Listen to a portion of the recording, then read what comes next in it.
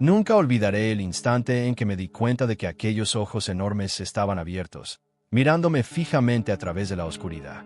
Había estado observándolo dormir durante casi 20 minutos. Mi videocámara funcionaba en silencio, registrando lo que creía que era el descubrimiento de mi vida. Entonces, se movió apenas un poco, y esos ojos reflejaron el haz de mi linterna. Sabía que yo estaba allí. Lo había sabido todo el tiempo. Me llamo Esteban Ruiz. Tengo 46 años y he sido documentalista de vida silvestre durante los últimos 18 años. Vivo en Bogotá, Colombia, aunque paso más tiempo en la selva que en mi pequeño apartamento en el centro. Mi trabajo me ha llevado por toda la cordillera de los Andes y la Amazonía, filmando desde migraciones de tapires hasta comportamientos de anidación de águilas arpías. He vendido material a canales como Discovery, Nat Geo Wild y varios programas independientes sobre naturaleza. No es un trabajo glamoroso. Conduzco un viejo Jeep Willys de 1987 con más de 180.000 kilómetros recorridos. Vivo a base de arepas y sopa enlatada la mitad del tiempo, y mi equipo es en su mayoría de segunda mano. Pero lo amo. No hay nada como estar solo en la jungla, presenciando comportamientos animales que pocos ven jamás. Entré en este oficio después de pasar 10 años como profesor de biología en un colegio de Medellín.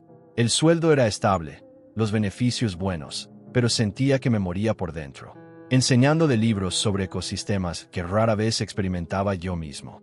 Cuando mi matrimonio se derrumbó en 1985, sin hijos, gracias a Dios, solo 2 personas que querían cosas diferentes, lo tomé como una señal. Vendí casi todo lo que tenía. Compré equipo de cámara y un camión confiable, y nunca miré atrás. Mi exesposa pensó que era una crisis de mediana edad. Tal vez lo era, pero fue la mejor decisión de mi vida. Era septiembre de 1995 cuando todo cambió.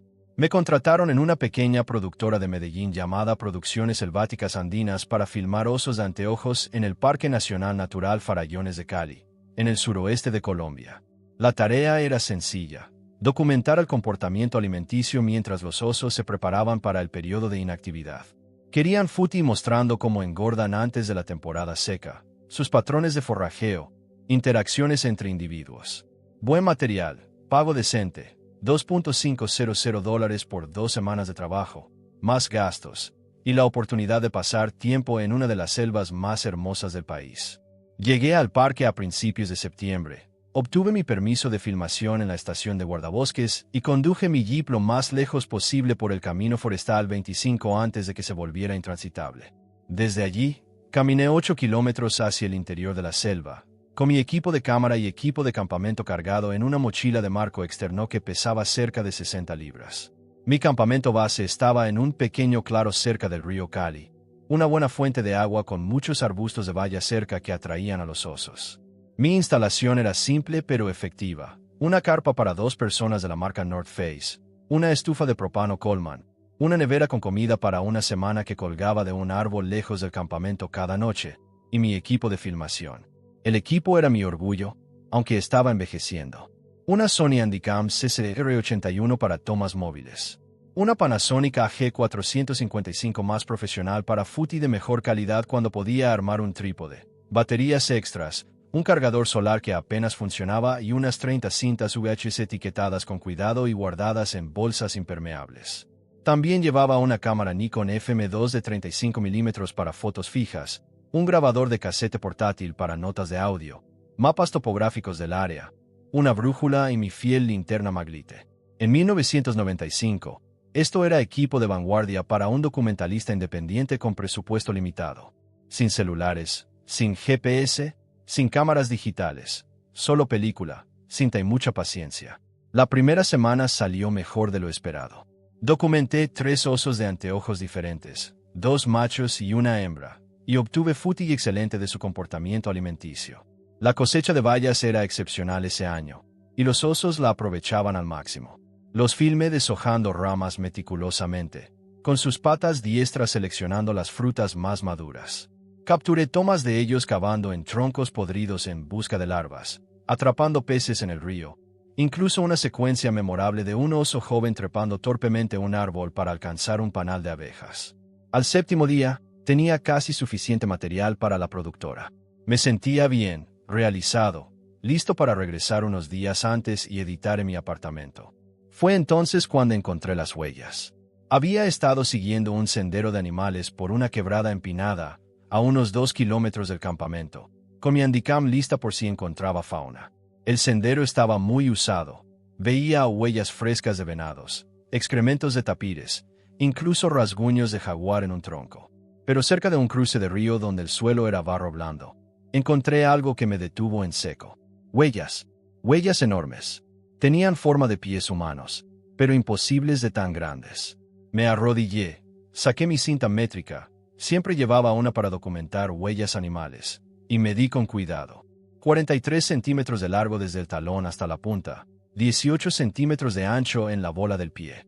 5 dedos distintos. El dedo gordo separado un poco de los otros, casi como un pulgar. La longitud de la zancada, de una huella a la siguiente, era de más de 1,5 metros. Había estado en la selva lo suficiente para conocer todas las huellas comunes de los Andes y la Amazonía.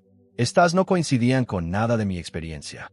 Demasiado grandes para un oso, forma equivocada por completo, demasiado humanas para cualquier animal conocido. Y la profundidad de las impresiones sugería algo pesado, probablemente más de 180 kilos.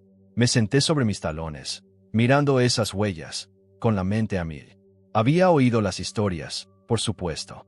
Todo el que pasa tiempo en las selvas latinoamericanas ha oído sobre el Mapinguari, el hombre mono, o como lo llamen. Las leyendas indígenas de criaturas gigantes en la Amazonía, avistamientos reportados, huellas recolectadas durante décadas. La mayoría de los profesionales serios de la fauna lo descartaban como folclore, identificaciones erróneas o bromas elaboradas. Yo siempre había sido escéptico, archivándolo como interesante pero no probado. Nunca había visto nada en 18 años de trabajo en la selva que me hiciera pensarlo 2 veces. Hasta ahora. Saqué mi Nikon y fotografié las huellas desde múltiples ángulos, colocando la cinta métrica al lado para escala. Luego saqué la Handycam y las filmé, narrando en voz baja. 12 de septiembre de 1995. Parque Nacional Farallones de Cali.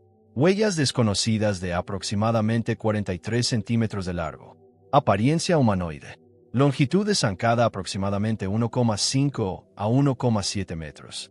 El científico en mí sabía que necesitaba más evidencia antes de sacar conclusiones. Pero algo en mis entrañas me decía que estas huellas eran reales y frescas. Probablemente hechas en las últimas 24 horas, a juzgar por lo nítidos que eran los bordes. Decidí seguirlas. Las huellas subían por la quebrada, siguiendo el río un rato antes de desviarse hacia una selva más densa. Lo que sea que las hizo se movía con propósito, tomando una ruta bastante directa por terreno que habría sido desafiante para un humano. La zancada nunca se acortaba al subir, sugiriendo una fuerza y resistencia increíbles. Varias veces las huellas cruzaban el río, pisando rocas que apenas parecían lo suficientemente grandes para soportar tal peso. Las seguí por más de 1 hora, filmando cuando las huellas eran visibles, tomando fotos fijas, haciendo notas de audio. Mi corazón latía con excitación, lo admito, un creciente sentido de inquietud. Estaba rastreando algo grande y desconocido, solo en la selva, a kilómetros del ser humano más cercano. Las huellas eventualmente llevaron a un área que no había explorado aún. Una sección de bosque antiguo grueso con rocas cubiertas de musgo. Enormes ceibas y cauchos, algunos probablemente de 500 años o más. El dosel era tan denso que poca luz solar llegaba al suelo del bosque, creando una atmósfera como de catedral tenue. El sotobosque estaba espeso con helechos arborescentes, guayabas silvestres y plantas espinosas que podían perforar la ropa. Me moví con cuidado, tratando de ser silencioso, siguiendo las huellas ocasionales donde el suelo era lo suficientemente blando para mostrar impresiones. Y entonces lo olí. Un olor fuerte y almizclado. No desagradable exactamente, pero potente, como pelaje mojado y tierra, y algo más orgánico que no podía identificar. Me recordaba un poco al olor cerca de una madriguera de oso, pero diferente, más primitivo, si eso tiene sentido. Seguí el olor, moviéndome despacio, con la cámara lista, y entonces lo vi. La entrada de una cueva, o más bien un profundo saliente creado por varias rocas masivas que habían caído juntas, probablemente durante algún antiguo terremoto o deslizamiento. La abertura era de unos 1,2 metros de alto y 1,8 de ancho, parcialmente oculta por un árbol caído de ceiba y una cortina de helechos. Habría pasado de largo si no fuera por el olor y las huellas que llevaban directamente hacia ella. Mis manos temblaban mientras me acercaba. Cada instinto me decía que era peligroso, que debía retroceder, marcar la ubicación en mi mapa y quizás volver con... ¿Qué? Refuerzos. ¿A quién le contaría siquiera? Pero el documentalista en mí, la parte que había pasado 18 años persiguiendo fútil y raro de animales elusivos, no podía resistir. Esto era por lo que hacía este trabajo.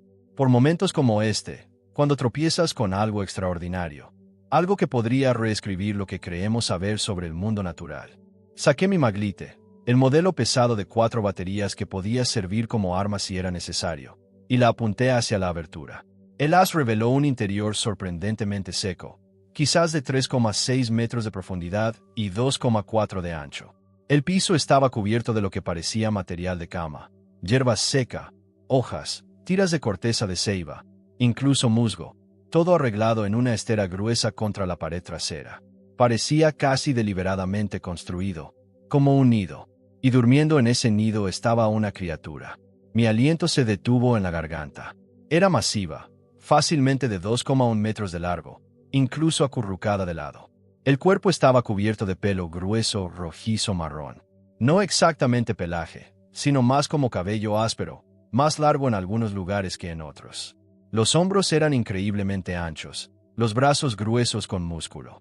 Podía ver una mano visible, parcialmente curvada en el sueño, grande con dedos alargados, definitivamente primatoide, pero mucho más grande que humana. Los dedos debían medir 18 o 20 centímetros. Respiraba despacio, profundamente, el pecho masivo subiendo y bajando en el ritmo del sueño profundo. Estaba mirando a un mapinguari vivo de verdad. Mis manos temblaban tanto que tuve que apoyar la Maglite, encajándola entre 2 rocas para que apuntara a la cueva. Luego saqué la Handycam, mis dedos torpes con el botón de encendido. Me tomó 3 intentos encenderla. La pequeña luz roja de grabación parecía imposiblemente brillante en la oscuridad. Apunté la cámara a la forma dormida y presioné grabar. A través del visor, podía ver más detalles. El pelo era grueso y desgreñado, más oscuro en la espalda y hombros, más claro y rojizo en los brazos. La piel, visible en la cara y manos, era oscura, casi negra. La cabeza era grande, probablemente de 38 centímetros de frente a atrás, con una cresta pronunciada a lo largo de la cima del cráneo. Una cresta sagital como la de los gorilas machos. Las orejas eran pequeñas, casi ocultas en el pelo. Filmé por varios minutos, apenas respirando, tratando de mantener la cámara estable. Acerqué el zoom a la mano, a la cara parcialmente visible de perfil, a los hombros masivos. Esto era documentación real, innegable, de una criatura que la ciencia decía que no existía. Estaba tan enfocado en filmar, tan absorto en lo que veía a través del visor, que no noté cuando el patrón de respiración cambió.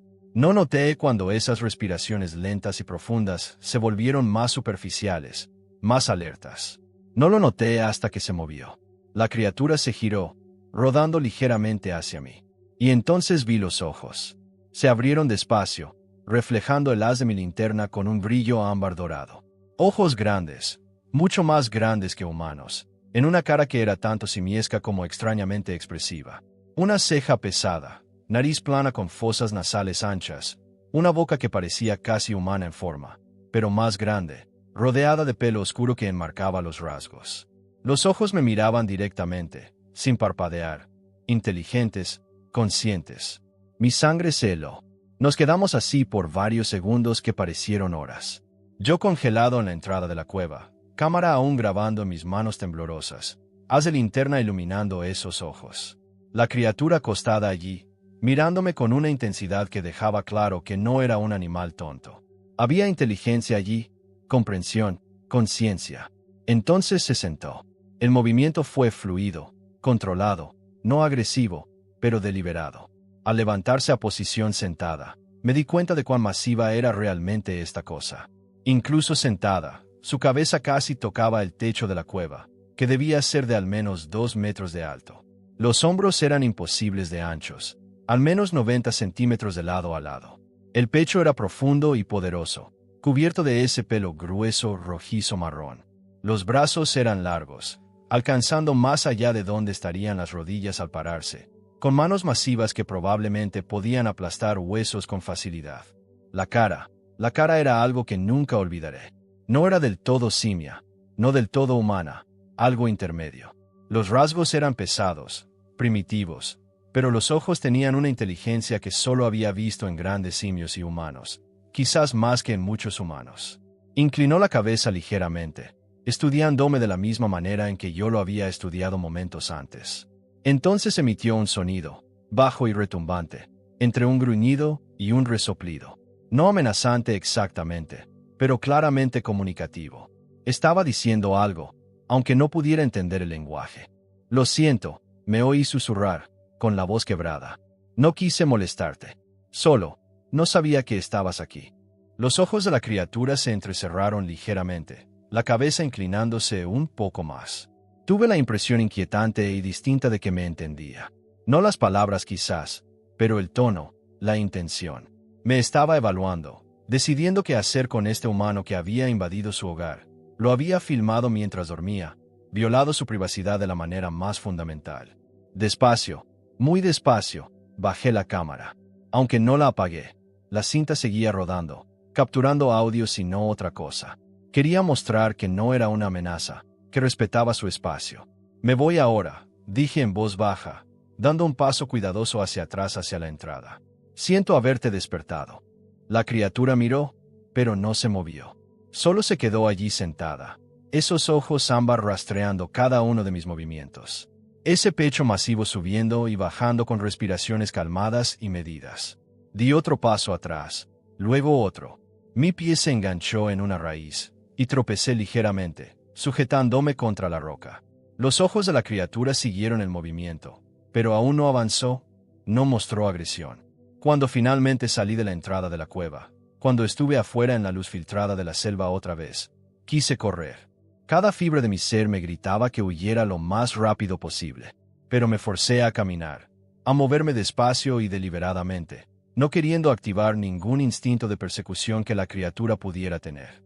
Avancé unos 30 metros antes de tener que parar. Mis piernas temblaban tanto que pensé que colapsaría. Me senté pesadamente en un tronco cubierto de musgo, aún aferrando mi cámara, todo mi cuerpo temblando con adrenalina. Miré la Handycam. La luz roja aún estaba encendida, aún grabando. Verifiqué el contador de cinta. Había capturado casi 22 minutos de footage. 22 minutos de un Mapinguari durmiendo, despertando, sentándose, mirándome directamente. Lo había hecho. Había encontrado al hombre mono, y lo tenía documentado en cinta. Pero mientras estaba allí sentado en ese tronco, con el corazón aún latiendo fuerte, las manos aún temblando, 1000 pensamientos chocaron en mi mente a la vez. ¿Qué hacía ahora? ¿A quién le contaba?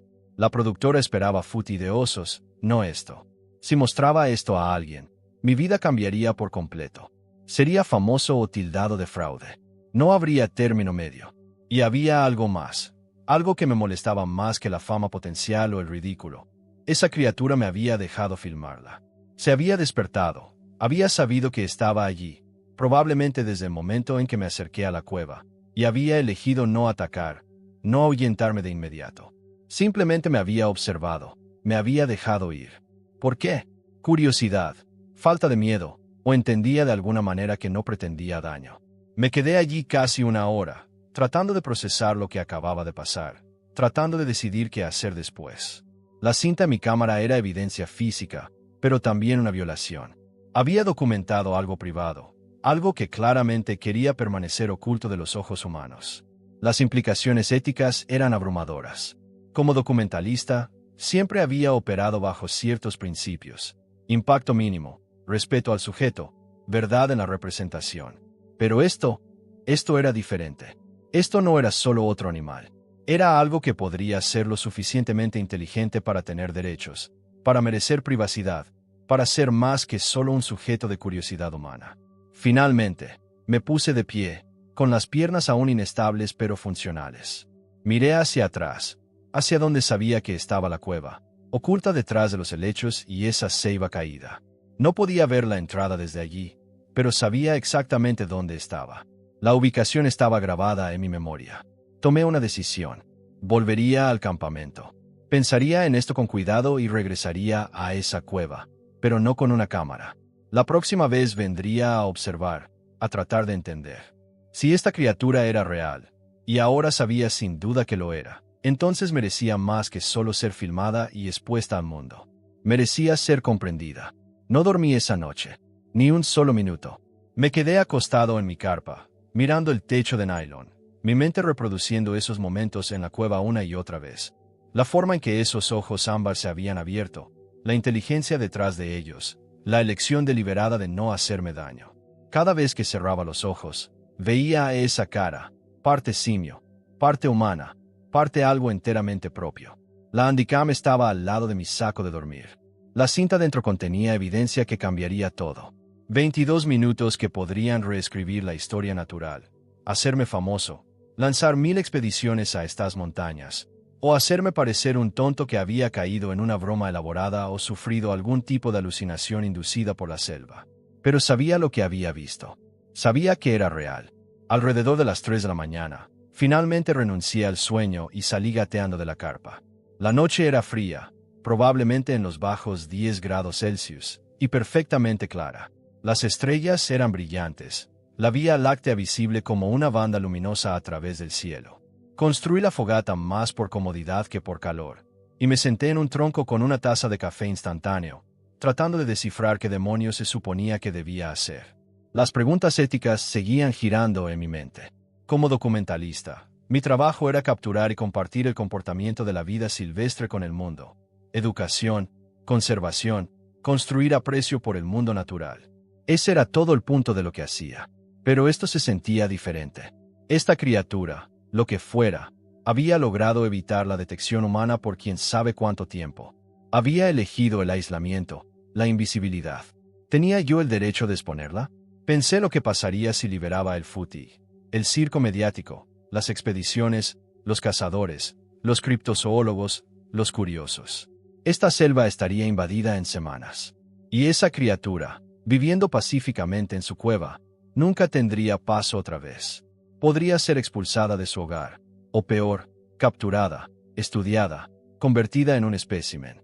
Al amanecer, había tomado una decisión. No liberaría el footage. No aún, tal vez nunca, pero tampoco podía simplemente alejarme. Necesitaba entender más. Necesitaba saber qué era esta criatura, cómo vivía, cómo sobrevivía sola en esta selva. No por fama o dinero, sino porque estaba allí. La decisión me trajo una extraña calma, como si hubiera encontrado un camino en medio de la tormenta. Pero la curiosidad ardía en mí como nunca antes. ¿Cuántos más como este podrían haber en estas montañas remotas? ¿Cómo habían evitado a los humanos durante siglos, con todas las leyendas indígenas susurrando sobre guardianes del bosque? Me levanté con el sol naciente, filtrándose a través del dosel como rayos dorados que pintaban la selva de vida. Empaqué mi equipo con manos aún temblorosas, pero ahora con propósito. Regresaría al campamento, revisaría el footage en privado, analizaría cada detalle. Tal vez dibujaría bocetos de lo que había visto, para no depender solo de la cinta. Y planeaba mi regreso, observación pasiva, sin luces brillantes, sin cámaras intrusivas. Quería ganar su confianza, si eso era posible. ¿Era loco pensar que una criatura así podría reconocer intenciones? Mientras caminaba de vuelta por el sendero, el bosque parecía diferente. Cada sombra, cada crujido de hojas, me hacía pausar, preguntándome si me observaba. El olor almizclado aún persistía en mi ropa, un recordatorio tangible de lo que había encontrado. Mi mente bullía con preguntas. ¿Qué comía? ¿Era solitario o parte de una familia? ¿Cómo se comunicaba?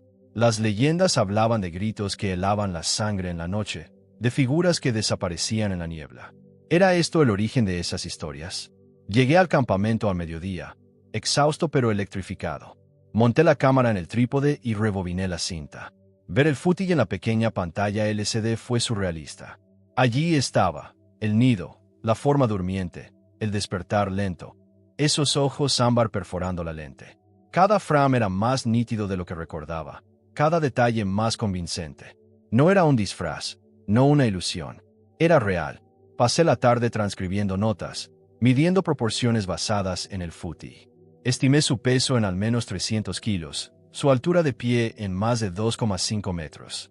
La estructura ósea sugería una adaptación perfecta para la selva montañosa, fuerza para trepar, agilidad para navegar terrenos irregulares. Pero lo que más me intrigaba era la inteligencia. En el footing, cuando se sentó, no había pánico, solo curiosidad calculada, como si me evaluara no como presa, sino como intruso. ¿Podía razonar? ¿Tenía emociones?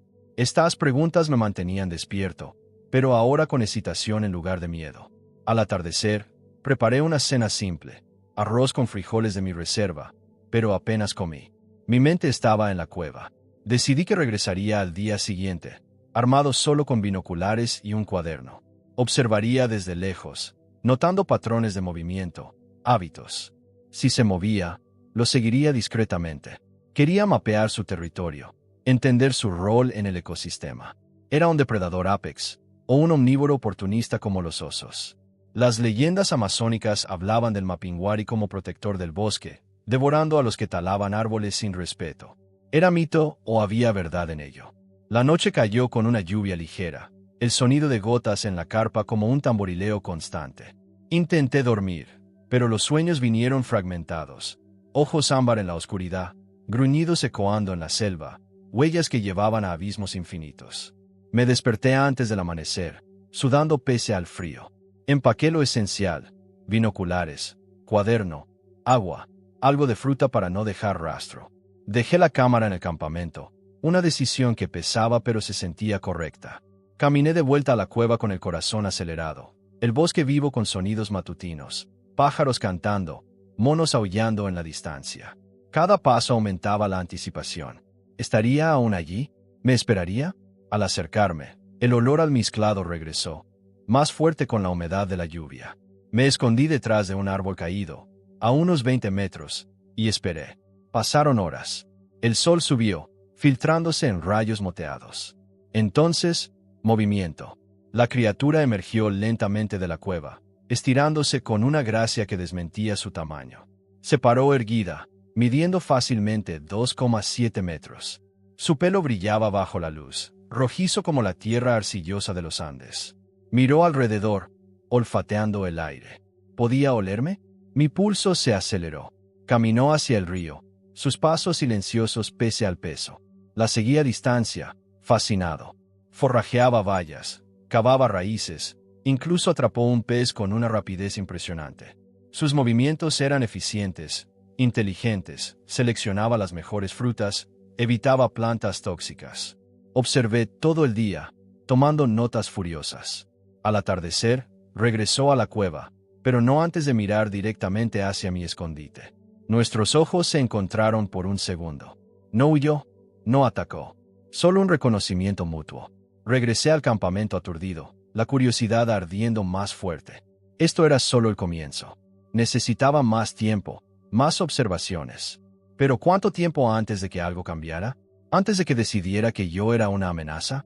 Los días siguientes se convirtieron en un patrón. Observación diaria, notas detalladas, un vínculo creciente de respeto. Aprendí sus rutinas. Salía al amanecer, forrajeaba hasta el mediodía, descansaba en sombras, regresaba al atardecer.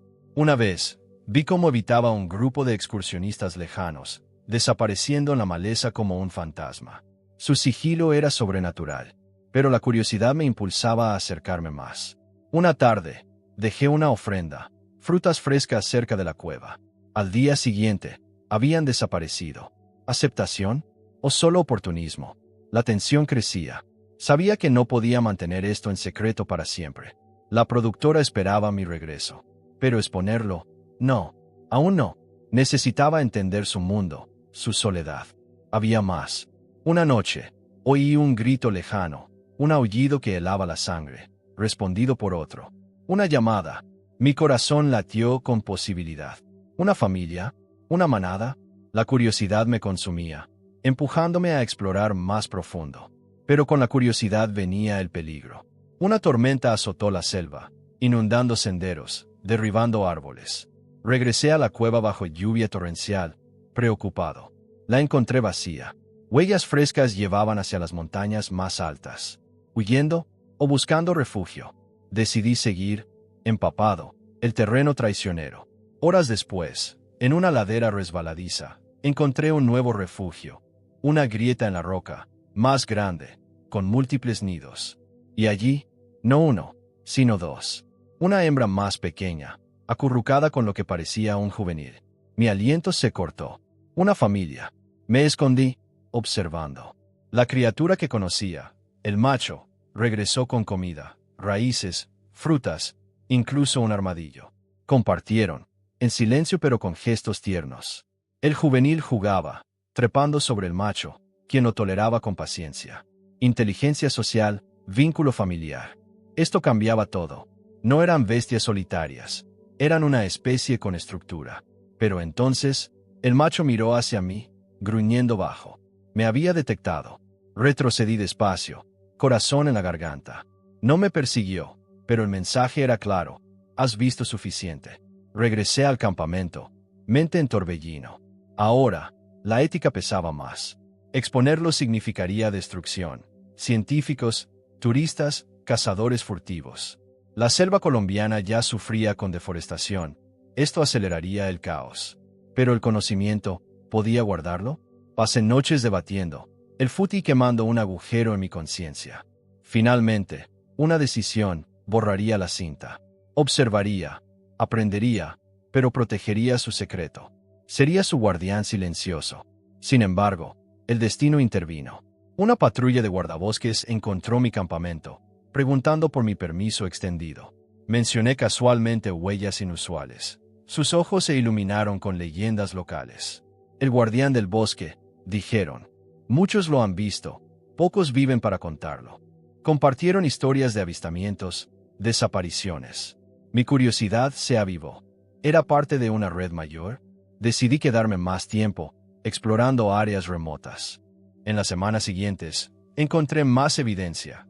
Huellas de grupos, marcas en árboles como señales, incluso estructuras primitivas de ramas como refugios temporales. Parecían nómadas, moviéndose con las estaciones. Una noche, acampando en una cima, oí múltiples aullidos, un coro que resonaba en los valles. Conté al menos 5. Una tribu. El suí de descubrimiento me embargaba, pero con él, paranoia. ¿Me seguían? Sombras en la periferia, olores fugaces. Una vez, encontré mi campamento revuelto, comida desaparecida, pero equipo intacto.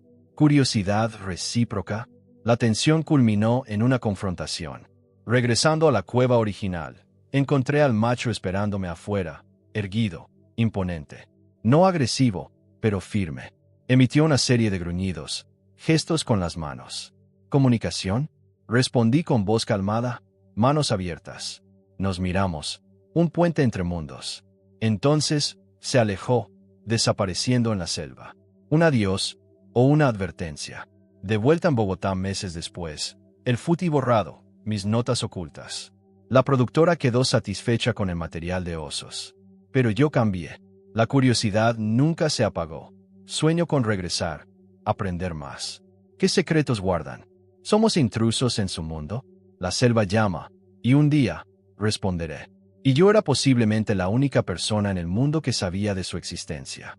Observaría, documentaría para mi propio entendimiento y protegería su privacidad lo mejor que pudiera. A la mañana siguiente, 13 de septiembre, preparé una mochila ligera con mi cámara Nikon, un cuaderno, binoculares, una bolsa de maní con pasas y frutas secas, y agua. Dejé las videocámaras en el campamento. Esta vez observaría desde lejos, como hacía con cualquier otro animal silvestre. Me tomó unos 45 minutos llegar al área. Había marcado la ruta con cuidado en mi mapa topográfico. Me acerqué en silencio, quedándome a favor del viento. A unos 60 metros de la entrada de la cueva encontré un buen punto de observación, una depresión natural detrás de un tronco caído, con vista clara hacia la cueva pero oculto por helechos y maleza. Me acomodé a esperar. Pasaron las horas. El bosque a mi alrededor seguía su ritmo diario. Pájaros cantando, monos aullando a lo lejos, el rumor distante del río. Permanecí inmóvil, mirando la entrada de la cueva, sin ver nada. Al mediodía empecé a pensar que la criatura se había ido, tal vez ahuyentada por mi intrusión del día anterior. Entonces, a las 12:47, anoté la hora exacta en mi cuaderno. Movimiento en la entrada. La criatura salió despacio, con cautela. A plena luz del día era aún más impresionante que en la penumbra de la cueva. Se paró completamente erguida y calculé que medía unos 2,30 metros, quizás un poco más. El cuerpo era macizo, hombros anchos, pecho profundo, brazos que colgaban hasta la mitad del muslo. El pelo era principalmente rojizo marrón, más oscuro en la espalda y hombros, más claro en el pecho y la parte interna de los brazos. La cara era de piel oscura, casi negra, con esa cresta pesada en la frente y los mismos ojos ámbar. Decidí, por el tamaño y la estructura general, que era un macho. Se quedó parado en la entrada un minuto entero, moviendo la cabeza lentamente de lado a lado, escaneando claramente el terreno. Esos ojos pasaron justo por encima de mi escondite, pero no se detuvieron. O no me vio, o me vio y no le importó. Finalmente, aparentemente satisfecho, se alejó de la cueva con ese andar característico, fluido y económico, cada zancada cubriendo una distancia enorme. Lo observé con los binoculares mientras bajaba hacia el río. Sus movimientos eran asombrosamente silenciosos para algo tan grande. No rompía ramas, no hacía crujir la maleza. Se movía por la selva como si fuera parte de ella. Esperé hasta que desapareció de la vista y luego lo seguí con cuidado, manteniendo unos 100 metros de distancia. Mis años rastreando fauna me sirvieron bien. Sabía moverme en silencio, usar el terreno como cobertura, leer el comportamiento animal. La criatura pasó las siguientes 3 horas forrajeando. Lo vi cavar en un tronco podrido buscando larvas. Sus manos enormes trabajaban con una delicadeza sorprendente para quitar la madera blanda. Desprendió corteza de ciertos árboles. Noté que todos eran ceibas, y parecía comer la capa interna suave. Capturó peces en el río, simplemente metiendo esas manos gigantes y sacándolos con una velocidad increíble. Comió bayas, seleccionándolas con cuidado, solo las más maduras. Lo que más me impresionó fue la inteligencia de sus acciones. No era un forrajeo al azar. Era metódico, selectivo, eficiente. Sabía exactamente qué troncos cavar, qué árboles tenían la mejor corteza, dónde se concentraban los peces. Era conocimiento aprendido, acumulado durante años, quizás décadas. Tomé decenas de fotos con la Nikon, siempre usando el lente más largo que tenía, un 300 milímetros que me permitía disparar desde distancia segura. Llené página tras página en mi cuaderno con observaciones, comportamiento alimenticio, patrones de movimiento, preferencias alimentarias, cuánto tiempo pasaba en cada lugar. Con el paso de las horas también me golpeó lo absolutamente solo que parecía. Llevaba 18 años observando fauna. Los animales sociales tienen una cualidad particular en sus movimientos, en su conducta. Siempre están pendientes de los otros, ajustándose a la dinámica del grupo. Los animales solitarios se mueven distinto, con una especie de completitud autocontenida. Esta criatura era solitaria, completamente, quizás trágicamente sola. Lo vi detenerse a media tarde, parado perfectamente inmóvil junto al río. No estaba forrajeando, no bebía, no hacía nada con propósito. Solo estaba allí, mirando el agua. Y en ese momento sentí algo que nunca esperé sentir por una criatura así: tristeza. Había una soledad en esa postura, en esa quietud, que resonaba con algo profundo en mi propia experiencia. Yo entendía la soledad. Después del divorcio, después de elegir esta carrera solitaria, había pasado incontables noches en campamentos en la selva con solo mis pensamientos como compañía. Pero yo siempre sabía que podía regresar a la civilización, llamar a un amigo, visitar un pueblo. Esta criatura no tenía esa opción. Estaba sola de una manera que apenas podía comprender. Alrededor de las 4 de la tarde, la criatura regresó hacia la cueva. Lo seguía a distancia, con la mente pesada por todo lo que había visto. Cuando desapareció en la entrada, me quedé en mi puesto de observación otra hora más, solo mirando, pensando. Esto no era solo una especie desconocida. Era posiblemente el último de su clase. Un remanente sobreviviendo contra todo pronóstico en este pequeño rincón de selva. El pensamiento era abrumador y desgarrador. Durante los siguientes 4 días caí en una rutina. Me despertaba antes del amanecer, caminaba hasta mi puesto y pasaba las horas de luz observando. La criatura seguía un patrón bastante constante. Salía alrededor del mediodía, forrajeaba 3 o 4 horas y regresaba a la cueva al atardecer. Documenté todo, llenando cuaderno tras cuaderno, revelando rollo tras rollo de película. Aprendí su territorio, aproximadamente un área de 8 kilómetros cuadrados centrada en la cueva. Identifiqué sus fuentes de comida preferidas y noté que cambiaban según la disponibilidad. Era adaptable, oportunista. Observé sus interacciones con otra fauna. La mayoría de los animales le daban un amplio rodeo, pero él no mostraba agresividad hacia ellos. Parecía existir en su propio mundo, ni depredador ni presa, simplemente aparte. En una ocasión lo vi sentado junto al río más de una hora usando un palo para hurgar bajo las rocas. Estaba pescando, pero con una herramienta. Eligió un palo específico, probó su flexibilidad y lo usó con precisión para voltear piedras y sacar cangrejos del río. Uso de herramientas, resolución de problemas, inteligencia que iba más allá del instinto. El cuarto día de observación algo cambió. Estaba en mi puesto habitual desde el amanecer cuando la criatura salió más temprano de lo normal, alrededor de las 10 de la mañana en lugar del mediodía. Se paró en la entrada mirando directamente hacia mi escondite, no en dirección general, directamente hacia donde yo estaba oculto. Se me cortó la respiración. ¿Me había descubierto? Después de 4 días de observación cuidadosa, había cometido un error. Me había movido mal. ¿Me había dejado ver? La criatura empezó a caminar hacia mí. No rápido, no agresivo, pero deliberado, con propósito, directo hacia mi posición. Cada instinto me gritaba que corriera, pero me quedé quieto, obligándome a mantener la calma. Correr definitivamente activaría una respuesta de persecución, y no tenía ilusiones de poder ganarle en velocidad a algo con esa longitud de zancada. Mi única esperanza era que no fuera hostil, que solo tuviera curiosidad, que estuviera investigando. Se detuvo a unos 6 metros, del otro lado del tronco caído que usaba como cobertura. Estábamos separados por unos 2 metros de distancia vertical y el tronco, lo suficientemente cerca para ver pelos individuales, la textura de su piel, la humedad en sus ojos. Esos ojos ámbar me estudiaron intensamente. Entonces hizo algo que nunca esperé. Se sentó, simplemente se dejó caer al suelo con las piernas cruzadas como podría hacerlo un humano, y me miró con lo que solo puedo interpretar como una espera paciente. Como si estuviera esperando algo. ¿Esperando que yo qué? ¿Que lo reconociera? ¿Que hablara? Hola, dije en voz baja, sintiéndome ridículo. ¿Qué le dices a Uma Pingwari? Inclinó ligeramente la cabeza. Los ojos nunca dejaron los míos. Te he estado observando, continué, manteniendo la voz baja y calmada.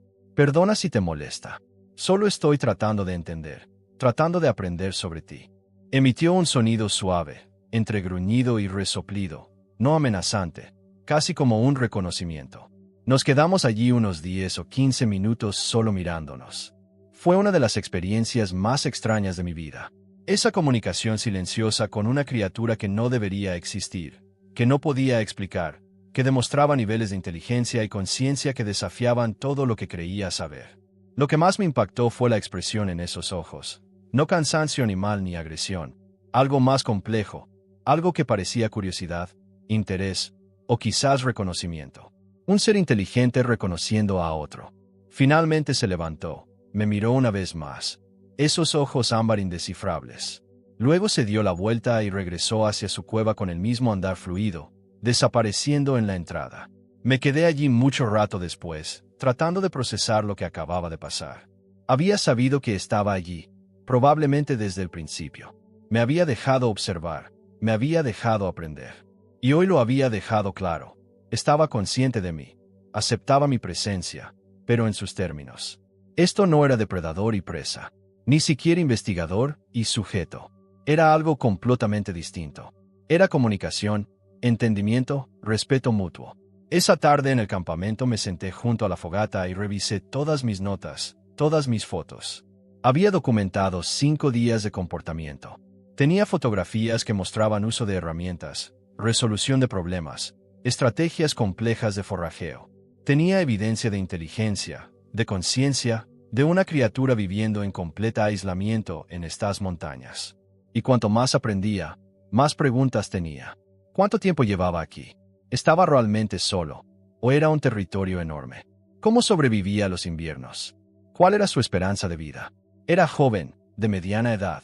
¿Viejo? La pregunta más grande, la que me mantenía despierto por las noches, era la más simple. ¿Era el último? No tenía forma de saberlo. Pero todo lo que había observado sugería una criatura viviendo en aislamiento total.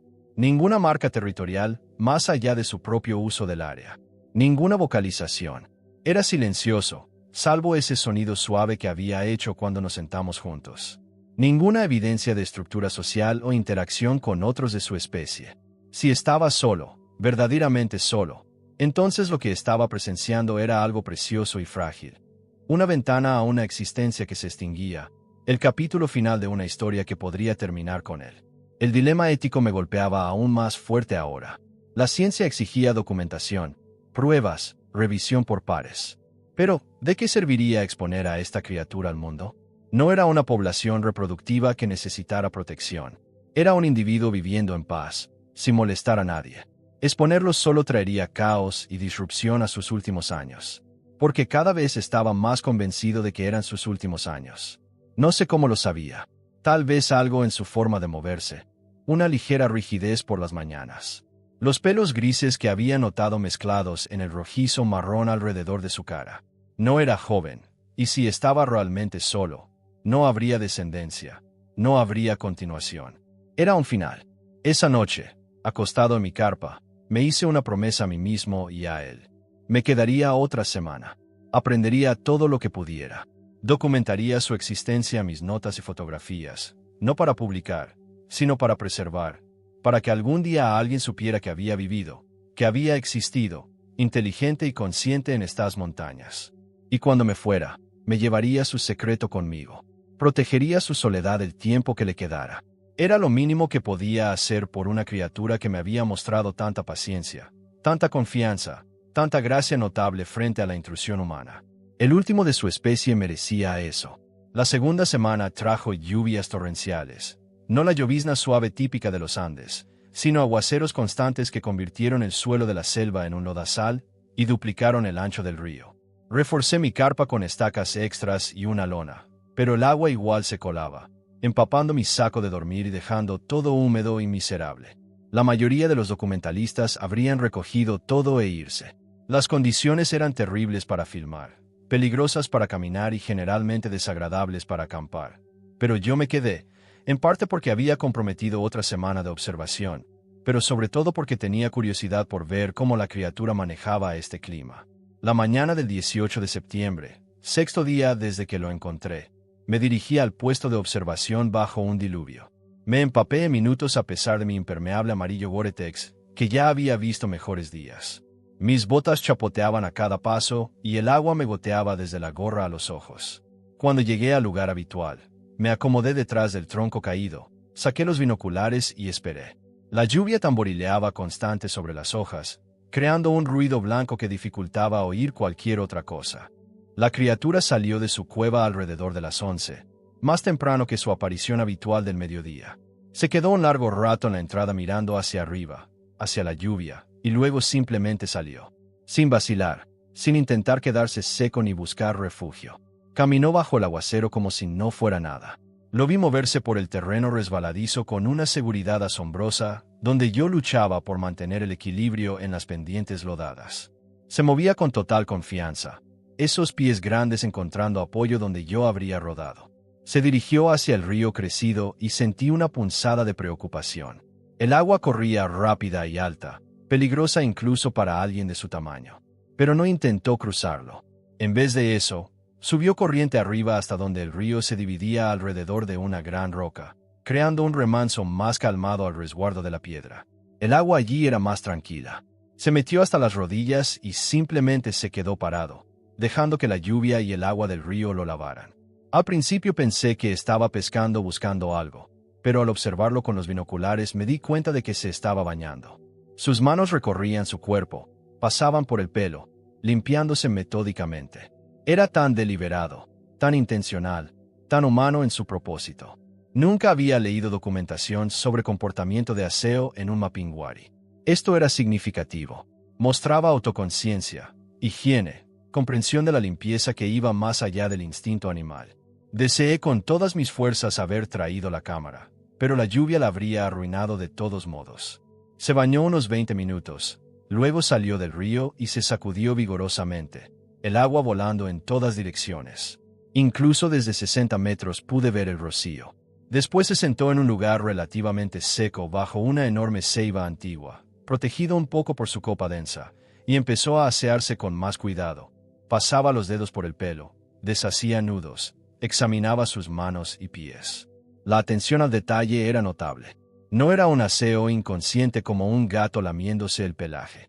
Era cuidado consciente del cuerpo, con el mismo enfoque metódico que ponía en todo lo demás. Mientras lo observaba, algo me golpeó que debería haber sido obvio días atrás.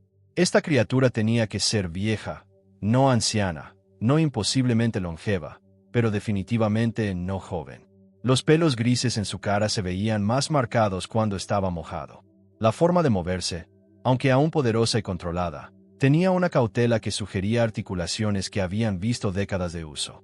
Y había una calidad desgastada en su apariencia general, como una persona mayor que aún se cuida bien, pero no puede ocultar del todo el paso del tiempo.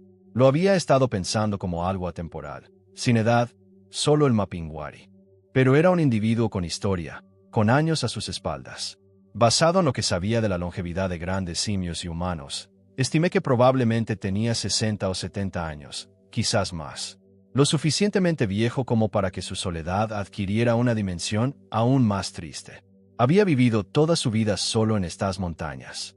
Sin familia, sin compañeros, sin otros de su especie, solo existiendo, sobreviviendo, resistiendo. La lluvia siguió todo el día. La criatura se quedó bajo su ceiba varias horas, levantándose de vez en cuando para forrajear cerca, pero siempre regresando a su lugar relativamente seco. Yo me quedé en mi puesto, empapándome y enfriándome progresivamente, pero sin querer irme. Alrededor de las 3 de la tarde pasó algo inesperado. Estaba tiritando, con los dientes castañeteando a pesar de las capas de ropa, cuando estornudé fuerte. El sonido cortó el ruido de la lluvia, imposible de pasar desapercibido. La cabeza de la criatura giró inmediatamente hacia mi posición. Esos ojos ámbar me encontraron entre la maleza. Habíamos establecido un entendimiento en los últimos días. Él sabía que yo estaba allí. Yo sabía que él sabía. Y habíamos mantenido nuestras distancias respectivas, pero mi estornudo había roto ese acuerdo tácito de observación silenciosa. Contuve la respiración, preguntándome si se molestaría, si había cruzado algún límite. Pero en lugar de mostrar agresión o retroceder a su cueva, se levantó y empezó a caminar hacia mí. No con la lentitud deliberada de la vez anterior. Esta era más decidida, casi preocupada. Cubrió la distancia rápido, deteniéndose a unos 4,5 metros de mi tronco, lo suficientemente cerca para ver las gotas de agua colgando de su pelo, como subía y bajaba su pecho con cada respiración. Emitió un sonido suave, casi interrogante, e inclinó la cabeza. Luego gesticuló, realmente gesticuló con una de esas manos enormes, un movimiento que inconfundiblemente significaba ven. Me quedé mirándolo, atónito. Quería que lo siguiera. Repitió el gesto, más insistente. Luego se dio la vuelta y empezó a caminar hacia su cueva. Después de unos pasos miró hacia atrás, verificando si lo seguía. Cada parte racional de mi cerebro gritaba que era peligroso, que seguir a un criptido de 2,40 metros a su cueva era una estupidez monumental. Pero la curiosidad ganó a la cautela. Siempre lo hacía conmigo. Me levanté, con las piernas entumecidas por horas sentado en el frío, y lo seguí. Me llevó directamente a la entrada de la cueva. Luego se apartó, gesticulando otra vez, esta vez claramente indicando que yo debía entrar. Cuando vacilé, hizo un sonido impaciente y entró el primero, mirándome con expectativa. Lo seguí. El interior estaba seco y sorprendentemente cálido, la temperatura notablemente más alta que afuera. El lecho que había visto antes, hierba seca y corteza, estaba ahora más grueso, construido como un verdadero nido. Había otras cosas que no había notado en mi primera visita breve. Una colección de piedras en una esquina, ordenadas por tamaño. Varias ramas que parecían seleccionadas deliberadamente y colocadas cerca de la entrada. Un montón de corteza de ceiba pelada en tiras. La criatura se fue al fondo de la cueva y se sentó en su lecho. Luego señaló un lugar frente a él. Un área relativamente plana cubierta de musgo y hojas secas. Quería que me sentara. Me senté, sintiendo como el agua de mi ropa goteaba al suelo. Estábamos a unos 2,5 metros de distancia, lo suficientemente cerca para oír su respiración, oler ese aroma almizclado que ya asociaba con él. Por un largo rato solo nos miramos. Luego alargó la mano hacia el montón de corteza de ceiba, eligió una tira y empezó a masticarla. Al rato tomó otra tira y me la extendió. La tomé, inseguro. ¿Era comida? ¿Ofrenda de paz? ¿Algún ritual? Gracias, dije en voz baja. Hizo un sonido suave y señaló su boca. Luego la corteza. Claramente. Come. Mordí un pedacito y mastiqué. En realidad no estaba mal. Ligeramente dulce, fibroso, con un sabor a cedro agradable, aunque inusual. Había leído que pueblos indígenas de los Andes comían la capa interna de la ceiba en tiempos de escasez, pero nunca lo había probado yo mismo.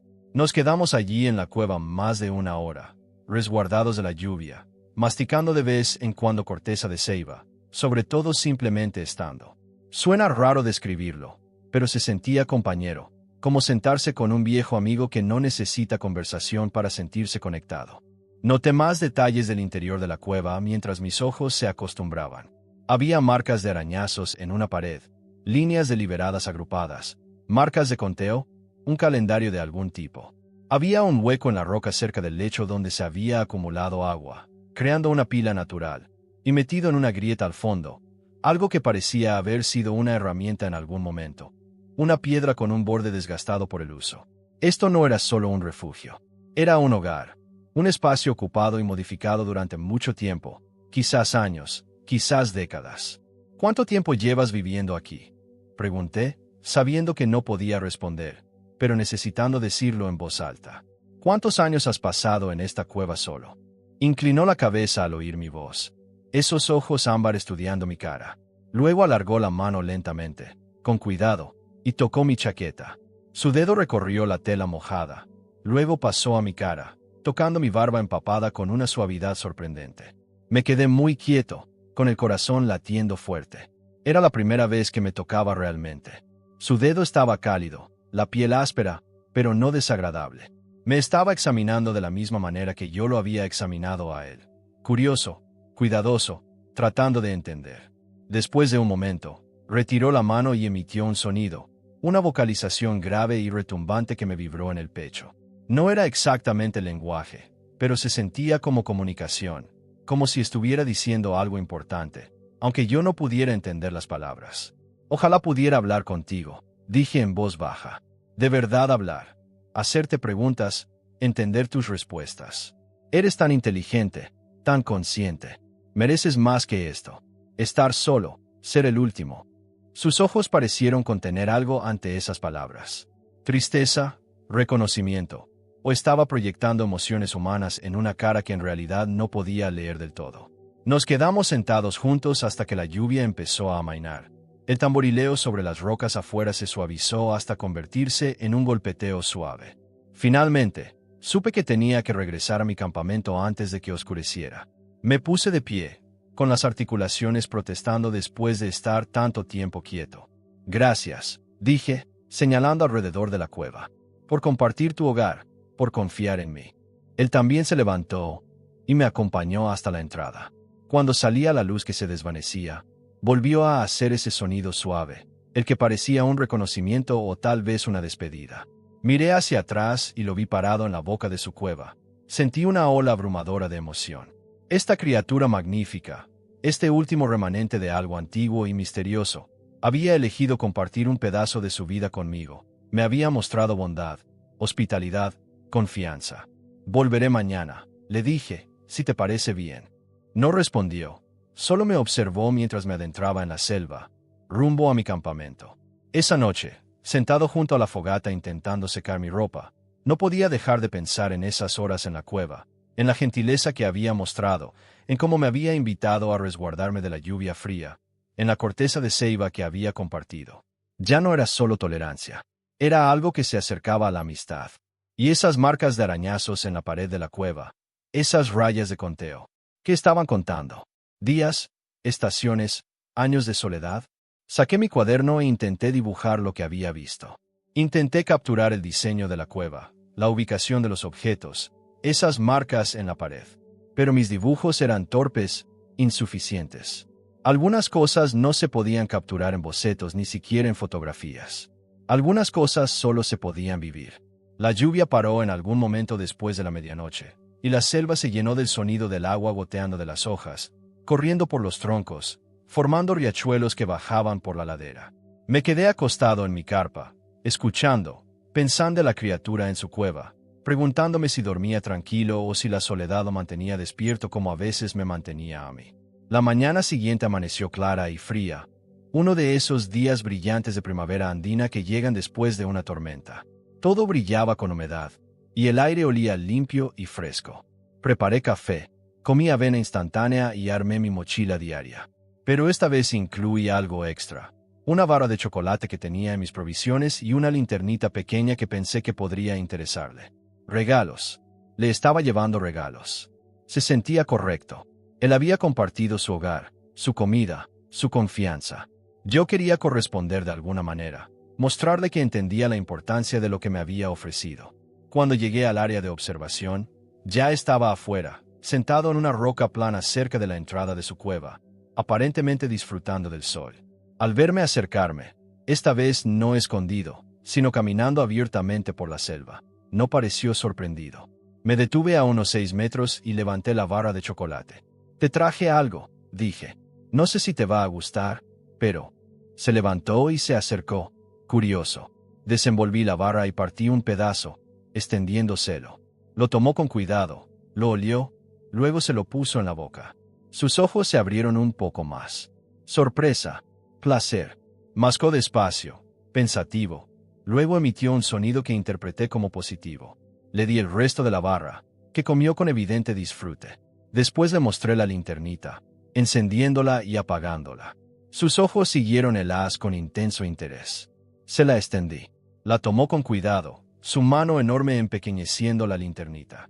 La examinó desde todos los ángulos, la encendió y apagó varias veces, iluminó diferentes superficies. La expresión en su cara, si la leía bien, era pura fascinación. Y en ese momento, viéndolo jugar con una linternita barata como un niño con un juguete nuevo, sentí algo cambiar dentro de mí. Ya no era solo observación. Ya no era solo documentación o curiosidad científica. Era conexión. Era amistad. Eran dos seres inteligentes separados por especie y circunstancias encontrando terreno común en la selva. Y supe con absoluta certeza que nunca compartiría su existencia con el mundo. Ni el footy, ni las fotografías, ni la ubicación. Este era su santuario, sus últimos años de paz, y yo los protegería con todo lo que tenía. Algunos descubrimientos, comprendí, estaban destinados a permanecer sagrados. En los siguientes 5 días pasó algo extraordinario. Lo que había empezado como observación científica se transformó en verdadera compañía. A la criatura. Empecé a pensar en él como el viejo, aunque nunca lo dije en voz alta. Comenzó a buscar activamente mi presencia. Cuando llegaba por las mañanas, muchas veces ya estaba esperándome afuera de su cueva, sentado en esa roca plana, mirando hacia el rumbo por donde siempre venía. El 20 de septiembre, 2 días después del incidente de la lluvia, le llevé una lata de duraznos en almíbar. Había estado racionando mis provisiones con cuidado, pero pensé que si iba a quedarme unos días más, podía sacrificar una lata. La abrí con mi navaja suiza y se la ofrecí. Se acercó con cautela, olió la lata, luego la inclinó con cuidado y bebió el almíbar. Sus ojos se abrieron, la misma expresión de placer sorprendido que había visto con el chocolate. Luego usó un dedo largo para sacar los trozos de durazno, comiéndolos con evidente deleite. Cuando la lata quedó vacía, la examinó de cerca, dándole vueltas en sus manos enormes, pasando los dedos por la etiqueta, por las estrías del metal. «Es solo una lata», dije divertido. «Estaño y papel, nada especial». Pero para él claramente sí lo era. Probablemente nunca había visto productos manufacturados. Nunca había encontrado tecnología humana, más allá de tal vez campistas vistos de lejos. Esta simple lata era una ventana a un mundo al que había existido paralelo pero del que nunca había formado parte. Se quedó con la lata, llevándola a su cueva y colocándola con cuidado cerca de su colección de piedras ordenadas. Lo vi acomodarla justo así, ajustándola hasta quedar satisfecho. Estaba creando algo, no solo guardando objetos al azar, sino arreglándolos con intención. Una colección, casi como un museo de los hallazgos de su vida. Esa tarde me mostró algo que nunca olvidaré. Estábamos sentados juntos afuera de la cueva.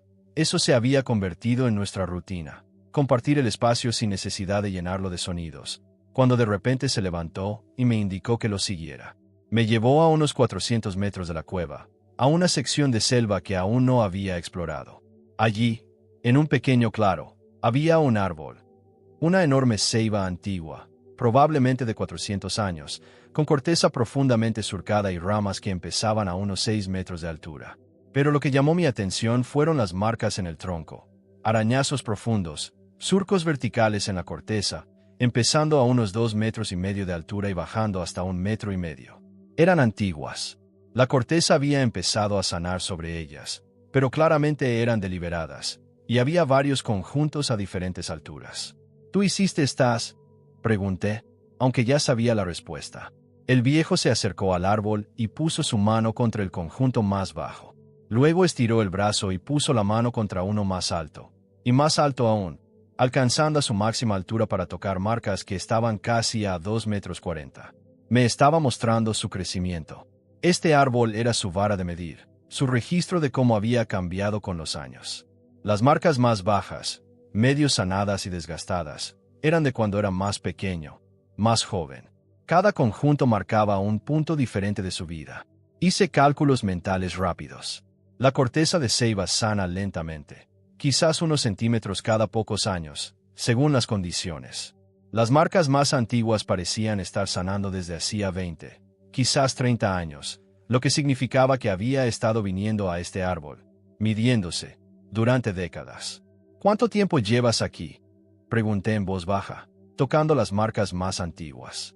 ¿Cuántos años has estado solo en estas montañas? Emitió un sonido bajo, retumbante, casi lúgubre. Luego se alejó del árbol y empezó a caminar de vuelta a la cueva. Lo seguí, con la mente dando vueltas ante las implicaciones. Este árbol era una línea de tiempo de soledad, un registro físico de una vida pasada en aislamiento, con solo árboles, rocas y animales silvestres como compañía. Ningún otro de su especie, ninguna familia, ningún compañero, hasta ahora, hasta que un documentalista curioso había tropezado con su mundo. La soledad de eso era abrumadora. Esa tarde, mientras el sol se ponía y pintaba el cielo de tonos naranja y morado, nos sentamos juntos afuera de la cueva. Había empezado a llevar mi saco de dormir y a quedarme más tarde, sin ganas de caminar de regreso al campamento en la oscuridad. Al viejo no parecía molestarle. Al contrario, parecía apreciar la compañía.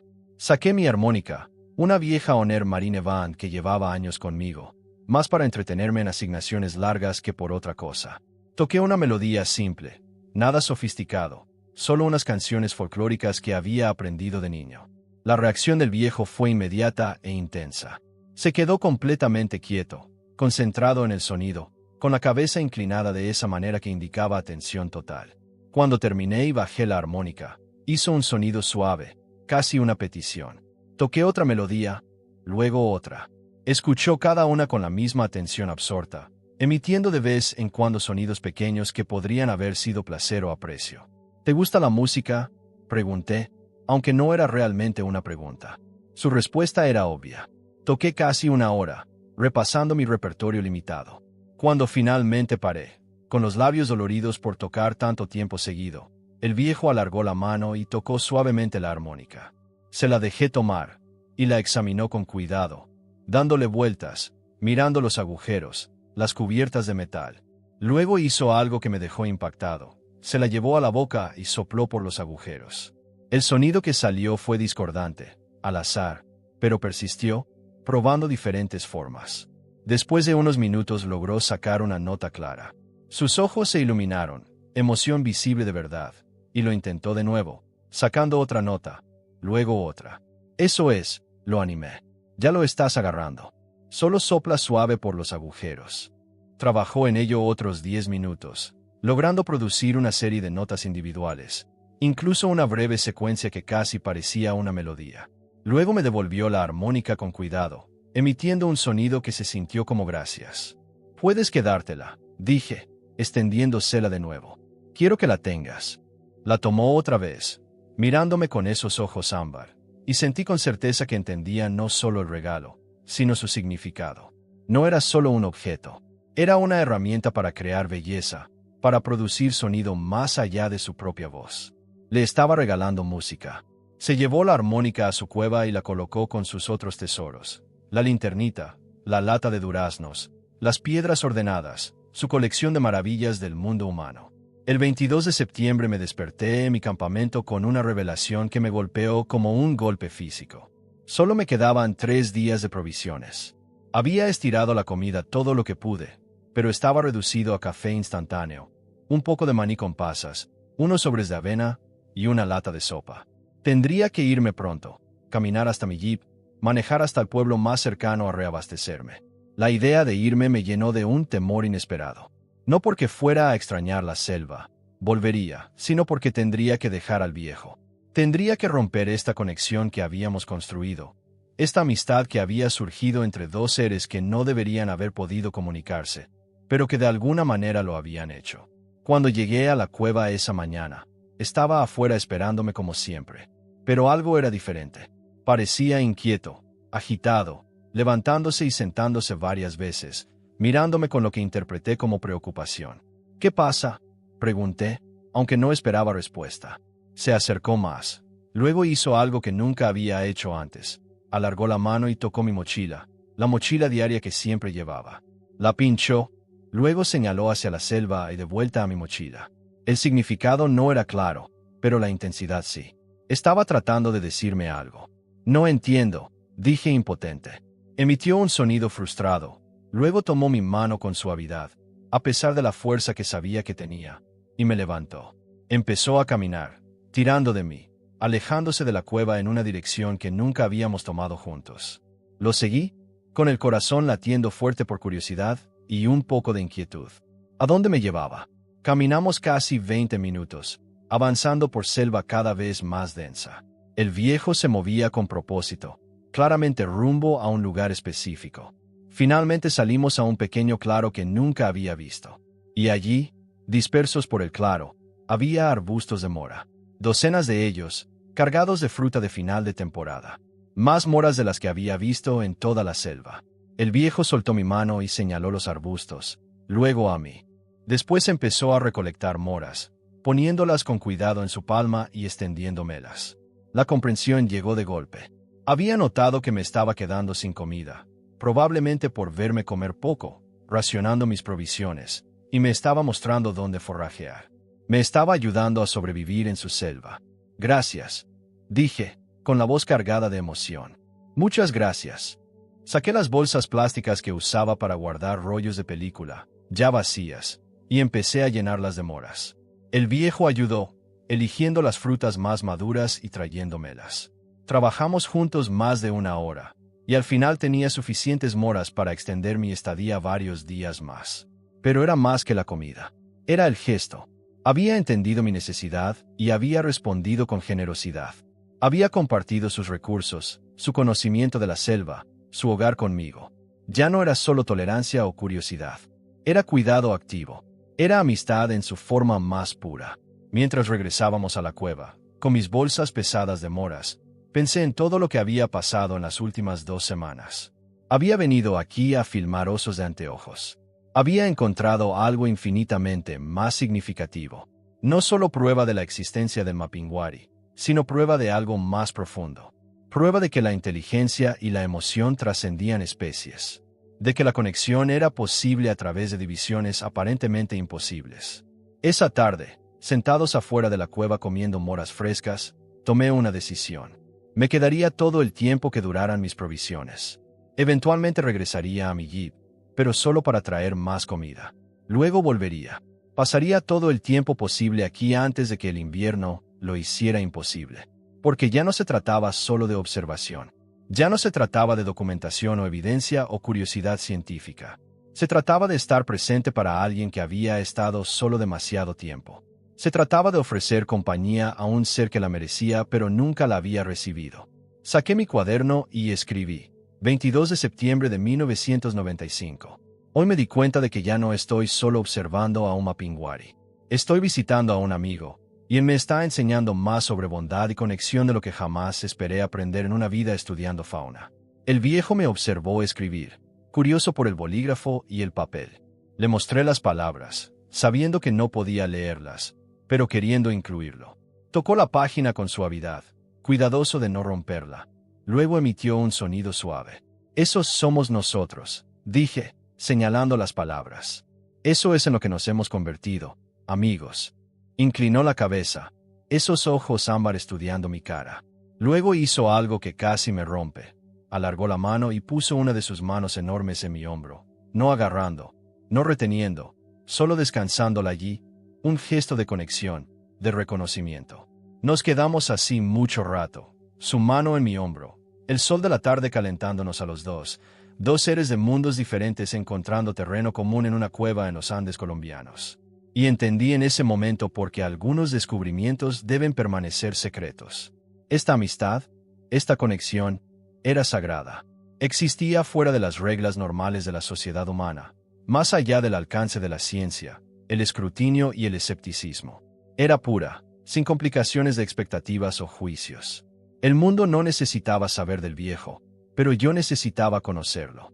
Y de alguna manera, milagrosamente, él había elegido dejarme. Esa noche le pregunté si podía quedarme cerca de la cueva en lugar de caminar de regreso a mi campamento lejano. Señalé mi saco de dormir y un lugar afuera de la entrada, dejando claro que no invadiría su espacio. Consideró un momento. Luego señaló un área protegida justo dentro de la entrada de la cueva, resguardada del viento y la lluvia, pero no en el fondo donde él dormía. Me estaba ofreciendo un lugar en su hogar. Armé mi saco de dormir allí, y cuando cayó la oscuridad, me quedé escuchando su respiración desde más adentro de la cueva. Lenta, constante, tranquila. El sonido de alguien que ya no estaba solo. Y comprendí algo profundo. Había llegado a estas montañas sintiendo que había perdido el rumbo, cuestionando mis elecciones profesionales, mi estilo de vida solitario, preguntándome si había cometido un error al dejar la enseñanza, el matrimonio y la vida normal. Pero aquí, en esta cueva, durmiendo cerca de una criatura que la ciencia decía que no existía, había encontrado algo que ni siquiera sabía que estaba buscando. No solo un descubrimiento, no solo una historia, sino propósito, conexión, una razón para creer que elegir el camino difícil, el camino solitario, el camino menos transitado, a veces llevaba a algo milagroso. Antes de dormirme, oí al viejo emitir un sonido suave desde el fondo de la cueva. No palabras, solo una vocalización, pero entendí lo que significaba. Buenas noches, amigo. Me alegra que estés aquí. Buenas noches, susurré de vuelta a la oscuridad. A mí también me alegra estar aquí. Me quedé 9 días más. 9 días que se sintieron al mismo tiempo como una vida entera y como apenas un instante. Regresé a mi jeep una vez, el 25 de septiembre. Caminé los 8 kilómetros hasta el camino forestal. Manejé hasta el pueblo más cercano, un lugarcito llamado La Vega, y cargué provisiones. Latas, maní con pasas, café instantáneo, cartuchos de gas, baterías, rollos de película, todo lo que necesitaría para una estadía prolongada. La cajera del almacén, una señora mayor llamada Margarita, me preguntó si estaba teniendo suerte con mi filmación de fauna. Saqué buen material de osos. Le dije que era verdad. Capaz me quedo un par de semanas más si el clima aguanta. Cuídese mucho solo por ahí, dijo mientras embolsaba mis compras. Estas montañas son impredecibles en esta época. Le aseguré que tendría cuidado. Pagué en efectivo y regresé al comienzo del sendero. La caminata de vuelta a la selva se sintió como volver a casa. Y cuando llegué al área de la cueva y vi al viejo sentado en su roca habitual, claramente esperándome, sentí una oleada de alivio y felicidad que me sorprendió por su intensidad. Se levantó al verme acercarme, y podría jurar que también había alivio en su postura. Había estado fuera casi 18 horas, y él lo había notado, había esperado. Perdón por tardar tanto, dije, dejando mi mochila pesada. Tuve que ir por más comida, pero ya estoy de vuelta. Se acercó y examinó mi mochila, claramente curioso por lo que había traído. Le mostré latas de fruta, paquetes de galletas, barras de chocolate. Sus ojos se iluminaron cuando vio el chocolate. Había comprado 6 barras especialmente para él. En los días siguientes caímos en una rutina cómoda. Me despertaba al amanecer en mi lugar cerca de la entrada de la cueva, preparaba café en mi estufita de gas y compartía el desayuno con el viejo. Avena para mí, moras y corteza de ceiba para él, aunque ya le había agarrado el gusto a probar pequeños bocados de mi comida cuando se los ofrecía. Pasábamos las mañanas forrajeando juntos. Me mostró plantas comestibles que nunca había conocido. Me enseñó los mejores sitios para pescar en el río. Me indicó que troncos eran más propensos a tener larvas nutritivas. Siempre me había considerado conocedor de supervivencia en la selva, Pero el viejo conocía este bosque de maneras que yo nunca podría. Cada planta, cada roca, cada sendero de animales formaba parte de un mapa que había aprendido durante décadas. En las tardes descansábamos. A veces yo tocaba la armónica. Había comprado una segunda en el pueblo para tener una cuando le dejara la suya a él. Él practicaba con su propia armónica, mejorando cada día, logrando melodías simples que lo hacían verse visiblemente orgulloso. Otras veces, yo leía en voz alta de una de las 2 novelas de bolsillo que había comprado en el pueblo. No entendía las palabras, pero parecía disfrutar el sonido de mi voz, el ritmo del lenguaje. Las tardes era mi momento favorito. Nos sentábamos afuera de la cueva mientras el sol se ponía, viendo cómo la selva se acomodaba para la noche. A veces yo escribía en mi cuaderno, registrando las observaciones del día. A veces solo nos quedábamos en un silencio compañero, 2 seres disfrutando de la presencia del otro, sin necesidad de llenar el espacio con ruido. El 30 de septiembre le enseñé a jugar 3 en raya. Dibujé una cuadrícula en la tierra con un palo, usé piedras para las X y piñas para los círculos, y le mostré la estrategia básica. Lo entendió increíblemente rápido, captando la idea de bloquear mis jugadas y preparar las suyas en solo unas cuantas partidas. Al final de la tarde ya me ganaba más veces de las que yo lo ganaba a él. Verlo pensar en estrategias, planear varios movimientos adelante, tender trampas deliberadas para que yo cayera, era prueba de capacidades cognitivas que rivalizaban o superaban las de los grandes simios. No era solo inteligencia, era razonamiento abstracto, planificación, comprensión de causa y efecto. «Eres demasiado inteligente para estar aquí solo», le dije durante una partida después de que me hubiera ganado por 3ª vez seguida. «Deberías tener otros, una familia, una comunidad». Se detuvo, me miró con esos ojos ámbar y emitió un sonido. Bajo, lúgubre, resignado. Luego borró nuestro tablero de un solo barrido con la mano, se levantó y caminó hasta el borde del claro. Se quedó allí parado, mirando hacia la selva, con los hombros masivos ligeramente caídos. Había dicho algo equivocado. Había tocado un dolor que no podía entender del todo. «Lo siento», dije, acercándome para pararme a su lado, aunque no demasiado cerca, respetando su espacio. «No quise molestarte». Me miró de reojo. Luego hizo algo que nunca había hecho antes. Vocalizó. No los gruñidos y resoplidos suaves a los que me había acostumbrado, sino un llamado largo, similar al que había oído esa primera semana cuando erróneamente pensé que había otros. Pero esta vez, estando a su lado, podía oír los matices, la modulación, la calidad casi musical. Era un llamado, una pregunta lanzada a la selva, una esperanza de que, tal vez, alguien respondiera. Nos quedamos allí más de 1 hora esperando, escuchando. Los sonidos de la selva seguían a nuestro alrededor. Pájaros, monos, el viento en los árboles, pero no llegó respuesta. Ninguna contestación a su llamado. Finalmente, cuando la oscuridad total se acercaba, dejó de esperar. Emitió un sonido suave, aceptación, quizás, o resignación, y regresó a la cueva. Lo seguí, con el corazón pesado de comprensión.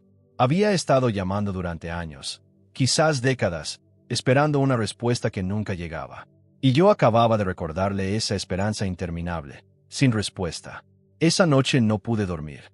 Me quedé acostado en mi saco de dormir, escuchando la respiración del viejo desde el fondo de la cueva, pensando en la soledad, en lo que significaba ser el último de algo, el representante final de una especie, o al menos de una población, tener recuerdos de otros, quizás familia, compañeros de hace mucho, pero vivir en un presente completamente vacío de los de tu propia clase. Pensé en el árbol con las marcas de crecimiento, en la colección de tesoros en la cueva misma mantenida y habitada durante tantos años. Todo era evidencia de una vida vivida en soledad, pero vivida de todos modos, con dignidad, con propósito, con una determinación de sobrevivir incluso en el aislamiento. El viejo me había enseñado algo profundo en estas semanas. Que la soledad no tiene que significar desesperación, que la inteligencia y la conciencia pueden existir sin reconocimiento ni validación de los demás, que vivir solo no significa vivir sin sentido. Pero también me había enseñado algo más, que la conexión, cuando llega, es preciosa más allá de toda medida, que la amistad puede existir a través de fronteras imposibles, que a veces ser visto, realmente visto y aceptado, importa más que cualquier otra cosa. El 3 de octubre supe que tenía que irme pronto. La productora estaría preguntándose dónde estaba. Llevaba casi un mes en el campo, mucho más allá de las 2 semanas contratadas. Tendría que volver a la civilización, entregar el material de los osos, tranquilizar a la gente de que estaba vivo, atender las necesidades mundanas de la sociedad humana. Pero la idea de irme me llenaba de un duelo para el que no estaba preparado. No era solo terminar una asignación, era dejar a un amigo, posiblemente el mejor amigo que había tenido jamás, lo cual era absurdo y cierto a partes iguales. Pasé ese día preparando al viejo para mi partida lo mejor que pude. Le dejé la mayoría de mis provisiones restantes, latas de comida, la linternita extra, baterías, una navaja, una lona impermeable que podría servirle, mi segunda armónica.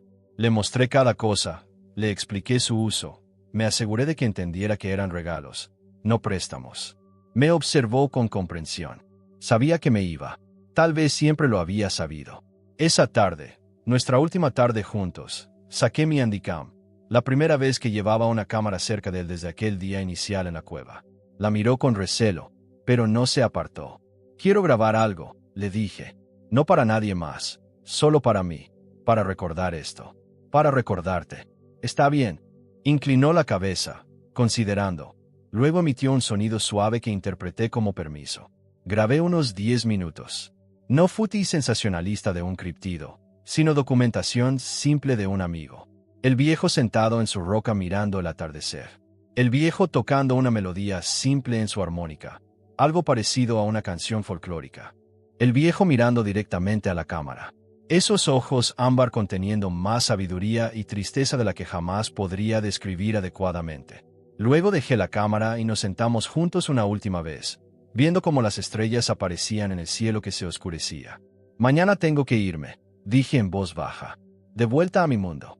Pero volveré, te lo prometo. Tal vez no en unos meses, el invierno hará peligroso caminar aquí. Pero la primavera regresaré. Traeré más chocolate, más provisiones, más música, y me quedaré todo el tiempo que pueda. Me miró con esos ojos antiguos, y sentí que entendía cada palabra. Alargó la mano y puso su palma en mi hombro, como había hecho antes, un gesto que se había convertido en nuestra versión de un apretón de manos o un abrazo. No estás solo, le dije, con la voz cargada de emoción. No más. Ahora tienes un amigo en el mundo, alguien que sabe que existes, que te valora, que protegerá tu secreto. Eso tiene que contar para algo. Emitió un sonido suave, casi afectuoso, y apretó mi hombro con gentileza antes de soltarlo. Nos quedamos sentados hasta bien pasada la medianoche, ninguno queriendo que la noche terminara, pero finalmente el cansancio nos venció a los dos y nos retiramos a nuestros lugares para dormir en la cueva. Me desperté antes del amanecer, recogí mi equipo lo más silenciosamente posible y me preparé para irme. El viejo estaba despierto, observándome desde su nido de hierba seca y corteza. Me acerqué una última vez. Gracias, dije simplemente, por confiar en mí, por enseñarme, por ser mi amigo. Nunca olvidaré esto. Nunca. Se levantó, imponente incluso con el techo bajo de la cueva, y puso ambas manos en mis hombros. Nos quedamos así un largo rato. Dos seres de mundos diferentes diciéndose adiós. Luego me soltó, retrocedió y señaló hacia la entrada de la cueva. Era hora. Salí a la luz gris del amanecer, cargué mi mochila y miré una última vez hacia la cueva. El viejo estaba parado en la entrada, recortado contra la oscuridad detrás de él, viéndome partir. Levanté la mano en despedida. Él levantó la suya en respuesta. Luego me di la vuelta y empecé la larga caminata de regreso a mi jeep. Con lágrimas corriendo por mi cara, cargando recuerdos, futi y un secreto que guardaría por el resto de mi vida.